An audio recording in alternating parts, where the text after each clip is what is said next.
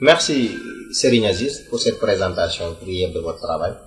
Maintenant, vous nous avez dit tout à l'heure que l'objet de votre travail, c'est de préserver le patrimoine du Cheikh, n'est-ce pas? Maintenant, est-ce que vous pouvez revenir sur ce patrimoine? Qu'est-ce que c'est que ce patrimoine? Qu'en nous a laissé le Cheikh? Merci, Serigne Cheikh.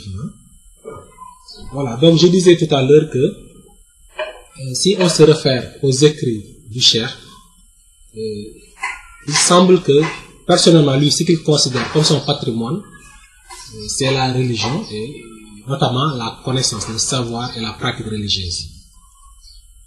Voilà. Maintenant, pour ce qui est de l'importance de préserver ce patrimoine,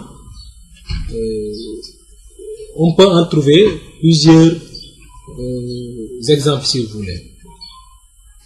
Personnellement, nous considérons que le patrimoine spirituel et culturel d'un peuple est fondamental pour son développement multiforme. Et on peut même dire qu'il est indispensable.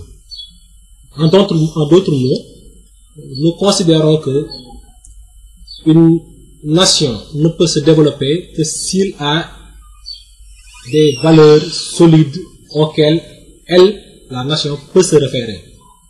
Et à partir desquelles elle va puiser l'énergie, le dynamisme nécessaire pour son évolution. Et l'histoire nous en fournit plusieurs exemples. Par exemple, des chercheurs ont montré que l'Angleterre, qui fut l'une des premières puissances capitalistes de l'histoire moderne, a dû, à un moment de son histoire, se baser sur des valeurs idéologiques tirées de la pensée calviniste, par exemple. Il a notamment permis de favoriser l'accumulation du capital extérieur. L'exemple américain aussi est assez éloquent. L'esprit pionnier américain a permis à ce peuple de coloniser de nouvelles terres et d'étendre notamment de mettre en place les bases de son développement. Le sionisme aussi d'Israël en est un exemple. Le sens de la discipline chez les Chinois, etc. Donc, grosso modo, notre conviction est que tout peuple a besoin de référents culturels pour fonder son développement sur tous les formes. Maintenant, quand nous parlons de développement, nous sous-entendons un développement multiforme, c'est-à-dire aussi bien économique, mais aussi moral, spirituel, culturel, etc. C'est ça, pour moi, à mon avis, le vrai sens du développement. Il ne s'agit pas uniquement de développement économique. Il existe effectivement des peuples économiquement développés, mais moralement sous-développés. Ce qu'enseigne l'islam, par contre, c'est un développement intégral qui intègre aussi bien les aspects socio-économiques, aussi bien les aspects moraux qui sont autant ou même plus importants. Donc ça, c'est bien. Donc, fort de tout cela, pour en revenir au problème du patrimoine du Cheikh, nous pensons qu'un pays comme le Sénégal, au fin de se développer, a besoin de se référer à des valeurs sûres et de les comprendre et de les actualiser.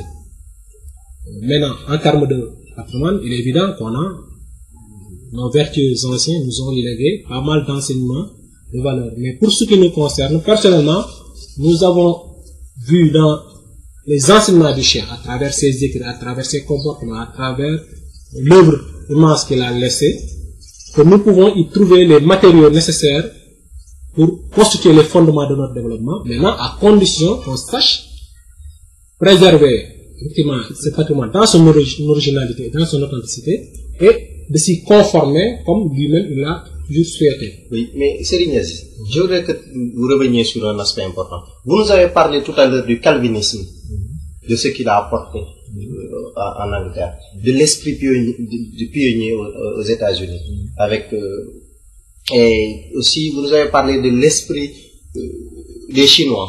Mais concrètement, que peut nous apporter concrètement l'enseignement du Cheikh, le patrimoine qu'il nous a laissé? Qu'est-ce que le Sénégalais moyen peut tirer de ce patrimoine? C'est ça que je voudrais comprendre. Merci pour la question. Effectivement, c'est pertinent de voir concrètement comment nous pouvons tirer profit de ce patrimoine. Un exemple très simple.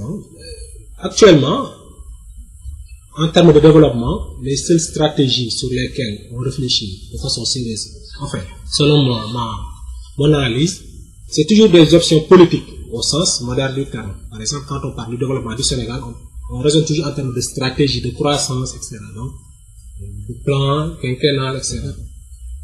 Mais ma conviction est que, quelle que soit la perfection théorique de ces plans, de ces stratégies, tant que l'homo sénégalensis ne réussira pas à vivre sincèrement et pleinement les valeurs qui doivent fonder son comportement de tous les jours, son comportement dans le langage, dans le jargon moderne, on parle de civisme. Le civisme, c'est quoi, mais donc c'est un attachement à quelque chose, à des valeurs, que ce soit des valeurs républicaines, morales, etc. Personnellement, je trouve que les valeurs doivent constituer les bases même du comportement du citoyen. Un citoyen qui n'a pas de valeurs, quelles que soient les infrastructures, quelles que soient les politiques de développement, quel que soit le contexte, moi, ma conviction, c'est que ces stratégies-là ne réussiront jamais à faire avancer les choses. Donc, il est important, donc, que les Sénégalais puissent être conscients, premièrement, de l'importance de ce patrimoine-là et le connaître et ne pas en avoir une impression fausse. Bien connaître leur patrimoine, en l'occurrence, pour nous, Mourides, nous devons commencer par connaître ce que dit Cheikh Ahmadou Bamba. Et l'expérience montre que c'est souvent loin d'être le cas.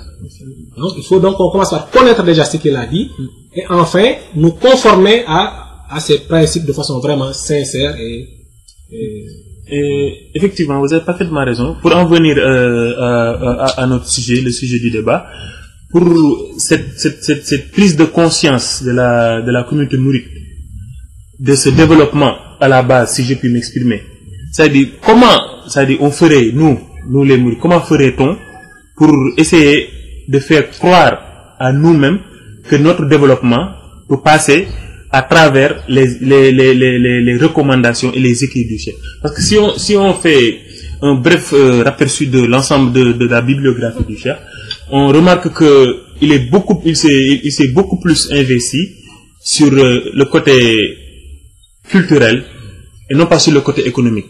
Quand bien même on sait qu'il a eu à faire travailler les talibés pour le propre développement économique. Maintenant, comment peut-on essayer d'exploiter cette pensée du cheikh à travers le développement économique? Voilà, donc moi je pense que l'histoire déjà de la Mouridia est assez explicite maintenant des potentialités dont recèlent les enseignements du cheikh. On peut citer 2 ou 3 exemples, parce que je pense que les exemples sont plus illustratifs que théoriques. Un exemple, c'est l'histoire du chemin de fer que le premier calife a réussi à amener à Touba. Le premier calife, Cheikh Moustapha. Donc, ce n'est un secret pour personne qu'il a été formé à l'école du Cheikh, le premier calife, avec les premiers disciples, les grands cheikhs, etc. Donc, ils se sont appuyés sur les valeurs inculquées par Cheikh Ahmadou Bamba pour avoir l'esprit d'initiative et croire en leur propre valeur, en leur propre potentialité. Et ça, c'est important. Parce que, de mémoire de Sénégalais, on n'a jamais vu une personne physique prendre l'initiative de faire d'acheminer un train d'une localité à une autre. Dans toute l'histoire du Sénégal, on n'a jamais vu ce cas-là. Je pense que jusqu'à présent, on n'en a pas encore vu un autre. Déjà, ne serait-ce qu'avoir donc cette confiance en soi, de croire en ses propres potentialités, ça, je pense que avant Cheikh Ahmadou Bamba, on n'avait pas des exemples pareils. Un autre exemple beaucoup plus récent, c'est Khelcom, par exemple. Une initiative comme Khelcom, Cheikh Saliou, puisse Dieu nous accorder sa grâce par ses bénédictions et nous inciter à suivre ces grâces. Cheikh Saliou a entamé l'initiative de Khelcom qui constitue à ce jour l'une des plus ambitieuses en termes de développement agricole, même à la limite éducationnelle du Sénégal moderne. Donc, voilà à travers 2 exemples très précis, on peut en citer d'autres qui montrent que les enseignements du Cheikh recèlent des potentialités. L'autre exemple pour terminer, c'est disons le dynamisme même de la diaspora quelque part aussi. Parce que des recherches ont montré que les investissements ou bien la part prise par les contributions de la diaspora, qui est mouride essentiellement, au Sénégal, s'élève au-dessus même de l'aide bilatérale. Donc voilà en quelques exemples.